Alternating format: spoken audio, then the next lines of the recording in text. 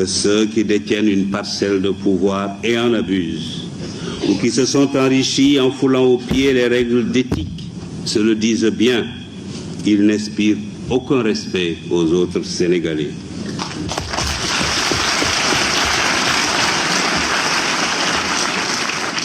Or, le respect de ses concitoyens est le bien le plus précieux du monde. C'est le seul qu'il faut désirer, qu'il faut rechercher.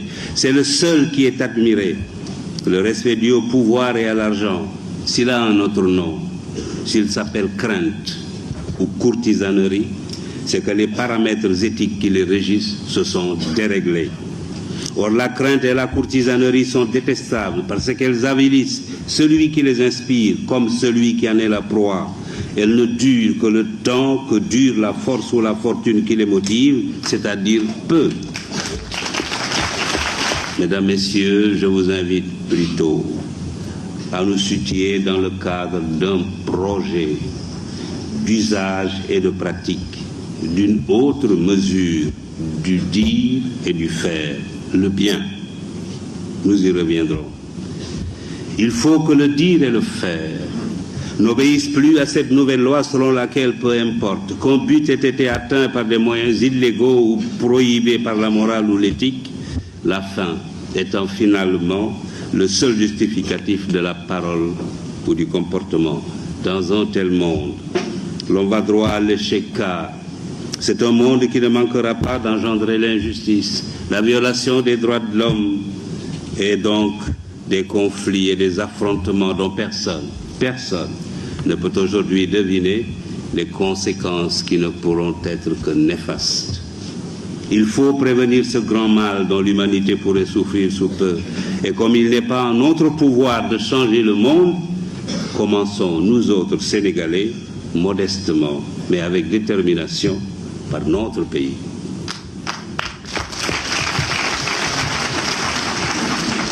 Commençons par y adopter l'éthique comme règle de comportement, comme s'il s'agissait d'un principe général de conduite obligatoire pour tous sans exception.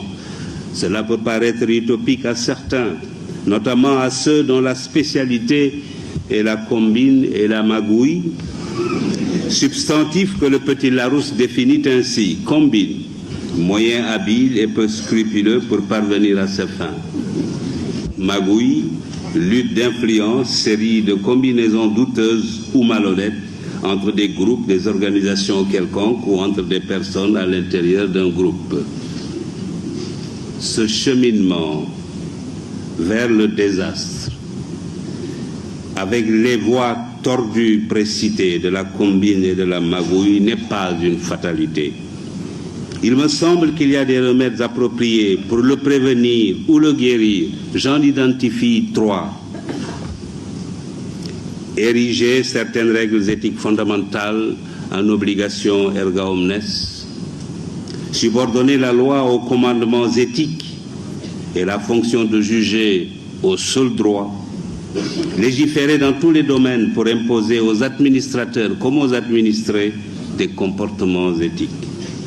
Il s'agit en quelque sorte de déplacer nos objectifs, nos buts et nos rêves, de remodeler nos jugements et notre conduite sur d'autres valeurs et de donner la priorité à la qualité, au seul mérite et à l'intérêt général, que ceux qui détiennent une parcelle de pouvoir et en abusent, ou qui se sont enrichis en foulant aux pieds les règles d'éthique, se le disent bien, ils n'inspirent aucun respect aux autres Sénégalais.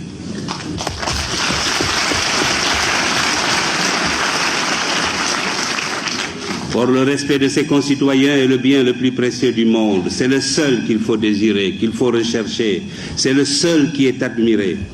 Le respect dû au pouvoir et à l'argent, s'il a un autre nom, s'il s'appelle crainte ou courtisanerie, c'est que les paramètres éthiques qui les régissent se sont déréglés. Or, la crainte et la courtisanerie sont détestables parce qu'elles avilissent celui qui les inspire comme celui qui en est la proie. Elles ne durent que le temps que dure la force ou la fortune qui les motive, c'est-à-dire peu.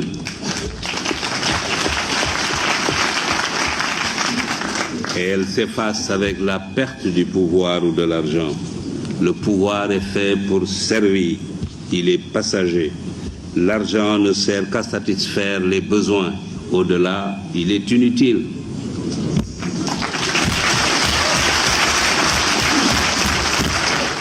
Déterminons-nous à débusquer et à écarter sans complaisance au besoin et à punir sans faiblesse ce qui ruine ce pays ou le desservent, les corrompus et les antinationaux, les roublards et les paresseux. Cultivons l'honnêteté et le courage au travail, que chacun au poste où il est, du ministre au planton, du chef d'entreprise aux manœuvres, considère comme reposant sur ses seules épaules le destin de la nation.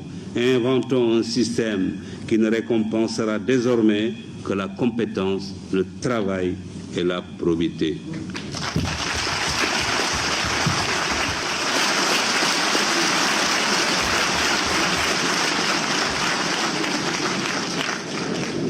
Ainsi, quand j'entends certains parler de l'alternance que j'avais préconisée 19 ans avant sa survenance, j'ai le sentiment que pour eux, elle est une fin, alors qu'elle doit être répétée ad vitam aeternam pour témoigner de l'ancrage de la démocratie dans nos mentalités et nos mœurs. Alors, si j'ai quelque chose à vous dire aujourd'hui, mesdames, messieurs, en tant qu'ancien, c'est de rappeler deux mots que Senghor, auteur des paroles de notre hymne national, y a glissés. Nous les chantons machinalement sans y prêter grande attention. Dans les moments d'interrogation, il faut non les chanter, mais les murmurer du fond du cœur à chaque instant et leur obéir. Ces deux mots sont Sénégalais debout.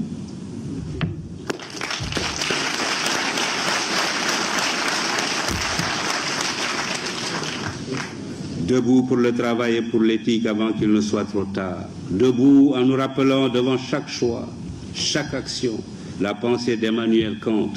Demandons-nous chaque fois que nous sommes tentés d'avoir un comportement non éthique, ce que serait la vie si chacun faisait comme nous. Demandons-nous ce que serait une société de délateurs, de profiteurs, de voleurs, de corrupteurs et de corrompus, d'indisciplinés, d'insouciants, d'égoïstes, de fraudeurs. La liste est longue, mais la réponse est une, ce serait une société vouée à l'échec et peut-être à la déchéance et à la misère matérielle et intellectuelle. Alors, évitons de tels comportements. Nous, Sénégalais, sommes capables de renverser cette tendance, si nous le voulons vraiment, sincèrement. Pour nous, j'en suis convaincu, ce n'est pas trop tard, mais il faut faire vite. Le travail et l'éthique sont les seuls outils du développement véritable. Nous devons les ériger en principe premier si nous voulons sortir notre pays de la misère. Il n'y a pas d'autre voie. Nos amis les Marocains, qui avancent à grands pas vers le développement, ont créé une instance éthique et réconciliation. Quand on les interroge sur la situation de leur pays, ils parlent non de politique, mais plutôt d'éducation, de santé, de salubrité, d'ordre et de discipline. Que nos dirigeants politiques m'excusent, mais ils savent tous comme moi que ce n'est pas la politique politicienne qui développe un pays.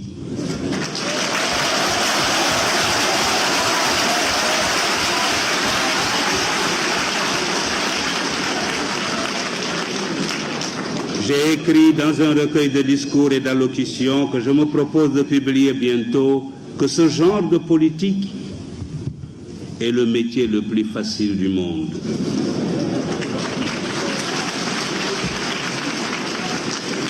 Il ne nécessite ni études, ni apprentissage. Plutôt que d'avoir de grands politiciens, cherchons à avoir de grands médecins, de grands ingénieurs, de grands professeurs, de grands spécialistes de l'économie et des finances, et même des savants. Les pays les plus puissants du monde ne sont pas ceux où la politique est reine. C'est plutôt le contraire. Les Marocains ne sont pas les seuls à se soucier de l'éducation, du travail et de l'éthique. L'Asie du Sud-Est, les organisations internationales et même les pays développés ont décidé de s'engager sur la voie de l'éthique. Des comités et des commissions commencent à se dresser un peu partout comme des sentinelles de la vigilance morale sur les routes de la recherche scientifique et technologique, de la gouvernance, de l'entreprise, du négoce, du sport et de toutes les activités humaines. Leur mission consiste à informer, éduquer, prévenir, enquêter, proposer des remèdes ou des sanctions aux organes compétents. L'éthique est désormais enseignée dans plusieurs universités, écoles et instituts.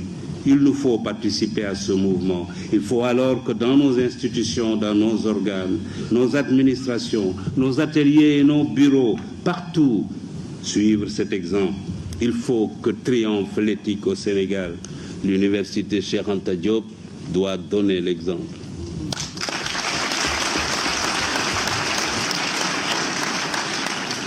Oh, je sais qu'il y a des frémissements à cet égard dans notre pays, notamment chez les médecins et chez quelques journalistes. Le Sénégal a été récemment choisi pour abriter le séminaire des parlementaires francophones sur l'éthique dans la gestion des affaires publiques. J'ai lu avec intérêt les contributions à ce séminaire et surtout celles de Mme Fall Sidibé. Mais c'est encore bien insuffisant. Nous devons, dans ce domaine, participer et dans tous les secteurs à l'effervescence qui se constate ailleurs. Alors, debout, comme dit notre hymne, pour bâtir un Sénégal uni autour du travail, de l'éthique et de l'intérêt général. C'est un choix fondamental. On ne paraît plus ringard en le préconisant. Je le préconise. Je ne serai peut-être plus de ce monde quand surviendront les conséquences de ce choix pour lequel les Sénégalais auront opté en faisant soit ce qui est éthique, soit ce qui ne l'est pas. Ce jour-là, je suis sûr qu'ils diront en eux-mêmes. Et pourtant, le père Kéba, avant de partir, nous avait prévenus. Et d'outre-tombe, je leur répondrai selon le choix qu'ils auront fait. Suivant le cas, heureux, c'est bien. Ou triste, mais tout de même rancunier. Après tout, vous l'avez voulu.